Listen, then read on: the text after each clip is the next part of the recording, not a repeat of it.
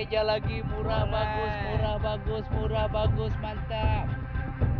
Kaos-kaos lama yang udah nggak produksi lagi dan masih ada ditemuin di sini. Itu berapa? Dari 300 kadang sampai 1 juta satu kaosnya. Setiap ada yang didorong sama orang, kita selalu ngikutin dulu, kita cek, wah ini kodenya apa. Bal dari Korea itu suka cium dari jauh tuh, wah ini ciri khas bal Korea nih. Kita tidak pernah mengetahui kandungan yang ada di pakaian itu. Bisa membahayakan kesehatan manusia dan tidak aman untuk dimanfaatkan atau digunakan oleh Indonesia.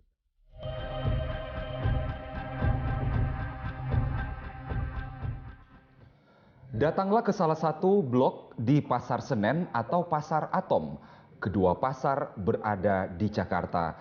Di sana Anda bisa temukan pakaian bekas dijual bebas.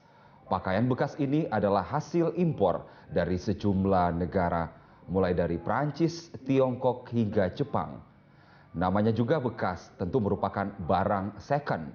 Para pelaku bisnis pakaian bekas impor, termasuk para pedagang, bermain di bisnis ini memanfaatkan kurang bertajinya aturan hingga tumpang tindihnya aturan yang ada. Bersama saya Carlos Michael, Anda menyaksikan Indep, pakaian bekas melenggang bebas. Ya, saya ngasih yang bagus-bagus semua. Udah berapa biji? Udah 10 biji saya ngasih buat ibu. Baru juga dua. Jona Randy pasang aksi untuk memikat pembeli. Nah, udah murah banget. 40. Biasanya aku jual kayak ini 100 nih. 40 ya. 40 belum dapet. Kalau yang ini barang bermainnya ukuran 4L pas sangat banget. Tambahin lagi Bu, 50.000 lagi. Aduh. Sudah 10 tahun terakhir, Jona Randy bergelut dalam bisnis penjualan pakaian bekas impor. Dia dipercaya bosnya mengelola lapak di Pasar Senen, Jakarta Pusat. Kebetulan mereka berasal dari daerah yang sama di Jawa Barat. Mari boleh ke meja lagi, murah bagus, mantap. Bisnis pakaian bekas impor sudah lengket pada Jona dan bosnya. Karena itu, dia tetap mengadu nasib menjual pakaian bekas. Meski lapak mereka yang terletak di Blok 1 dan Blok 2 Pasar Senen kebakaran awal tahun ini. Sekarang mereka berdagang di tempat penampungan sementara di Blok 5 Pasar Senen. Kalau normal sih seperti yang sebelum kebakaran kita memang ya sehari-hari dapat 3 juta. Kalau sekarang aja misalkan cuma 200.000. Sekarang mah bisa bilang sedih lah gitu. Dipinta 80. Oh, yaudah nggak apa-apa kasih aja buat lagi sepi sekarang soalnya. Pasti memang nggak kurang lagi tuh 100.000 memang.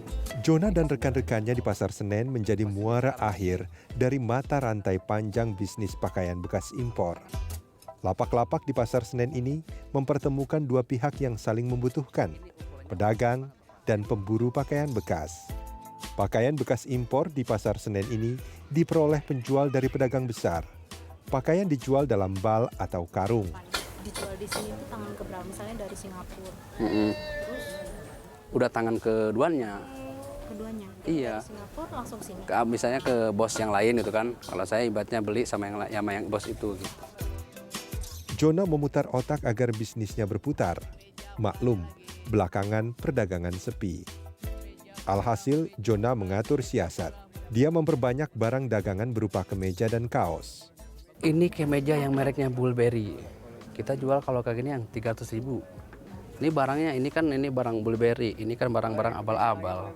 Beda yang lain. Kalau yang kayak gini paling barang-barangnya kayak gini. Kalau misalkan diborong kali 5.000. Kalau diborong. Tapi kalau misalnya kecer kita paling murah-murahnya 20.000. Di blok lain, tepatnya di Blok 3 Pasar Senen, Dadang Ali Farma mencoba peruntungan. Pedagang ini sudah 7 tahun nyemplung di bisnis pakaian bekas impor. Karena kita mainnya di kaos, tetap paling ada yang mahal kita jual kaos yang keluaran tahun lama, kaos vintage paling. Kaos-kaos lama yang udah nggak produksi lagi dan masih ada ditemuin di sini. Itu berapa? Dari 300 kadang sampai 1 juta satu kaosnya. Dadang mengaku tak tahu dari mana pakaian bekas itu didatangkan. Namun, Dadang bisa mengenali asal baju ini hanya dari mencium baunya. Yang barang-barang dari Jepang biasanya baunya agak enak. Gak enak? Agak enak. Oh, malah enak? Iya, nggak terlalu nyengat. Biasanya agak nyengat. Aduh, jadi enak. Ingat dari Korea biasa agak nyengat balnya. Kalau Sama kayak Jepang. Kalau kita ngelihat dari balnya yang oke ya antara Jepang sama US. Sisinya dia bahan atau katunnya bagus. Di Jakarta, Pasar Senen memang pusat penjualan pakaian bekas impor. Namun ada satu lagi tempat yang tak akan dilewatkan pemburu pakaian bekas. Namanya Pasar Atom. Sentra pakaian bekas ini ada di kawasan Pasar Baru, Jakarta Pusat. Kualitas pakaian second yang dijual di Pasar Atom dikenal lebih bagus, bermerek, dan lebih mahal ketimbang yang dijual di Pasar Senen. Katanya, pakaian bekas yang dijual di sini sudah pilihan nomor wahid. Maria, salah satu pedagang pakaian bekas di Pasar Atom ini, termasuk pemain baru. Dia baru 3 tahun terakhir nyemplung di bisnis pakaian bekas impor. Mula-mula ya kesasar aja. Tiba-tiba ya datang kemari kok ada